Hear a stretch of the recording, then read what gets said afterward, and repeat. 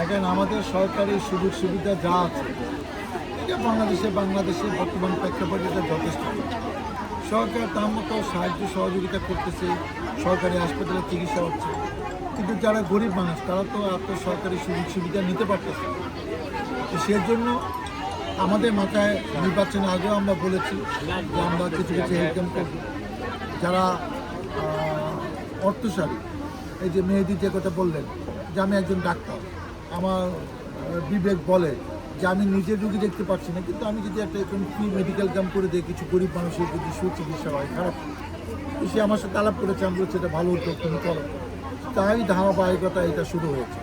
যেহেতু সে এটা করেছে, আমি আজকে আরও এক ধাপ বাড়িয়ে বললাম যে আমরা এটা অফিসিয়ালি সরকারিভাবে, কারণ আশুলিয়াতে প্রত্যেক ইউনিয়নে একটা ক্যাম্প আমরা ঠিক করে দেবো, পৌরসভাতে 1, 2, 3 মিলে এরকম ওয়ার্ডে করে দেবো।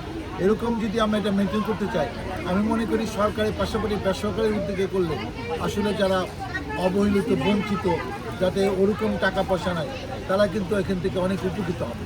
তো সেই চিন্তাটা আমরা নতুন করে ভাবছি। এখন সময়টা হয়তো সুইটেবল না, আমরা শীতের সময় 2-3 মাস পরের থেকে আস্তে আস্তে এই কাজগুলো শুরু করবো, এবং যতটুকু আমাদের সাধ্যে গোলায় আমাদের যারা ভালো যারা অর্থশালী নেতাকর্মী আছে তাদের কাছে কিছু কিছু নিয়ে আমরা সেই কাজটা অব্যাহত রাখবো। এবং আমি আরও একটা বলেছি যে চোখের ছানি ক্যাটারাক্ট অপারেশনও আমি দায়িত্ব নিব, ওইটা আমার সুযোগ আছে।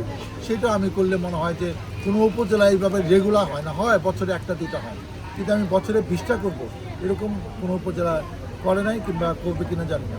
অর্থাৎ সাভার যেহেতু এখানে সবচেয়ে বেশি 1 কোটি লোক বাস করে, সরকারি একটা হাসপাতাল, যেমন আমি চাচ্ছি সাভারে আশুলিয়াতে একটা সরকারি হাসপাতাল হবে 100 শয্যা বেশি। আশুলিয়া যারা হাজার হাজার গার্মেন্টস, এরা যদি কোনো অসুস্থ হয়, এরা প্রাইভেট হাসপাতালে গিয়ে 5-10 হাজার টাকা খরচ করলে ওর সংসার তো চলতে পারবে না।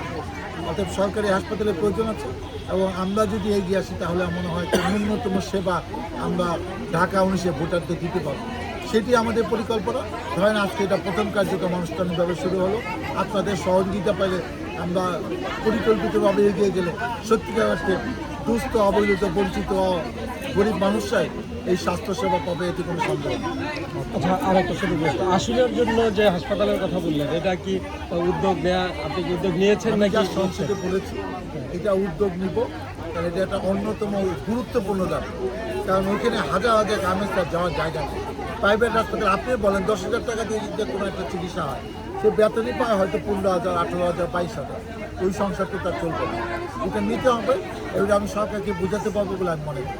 কারণ সরকারে অনেক খাস জমি আছে, এগুলো হয়তো বিভিন্ন মানুষ দখল করে আছে। মানুষের সেবা নিশ্চিত করতে হবে, কে দখল করে আছে, কোন ব্যক্তি, এটা আমার দেখার সময় নেই।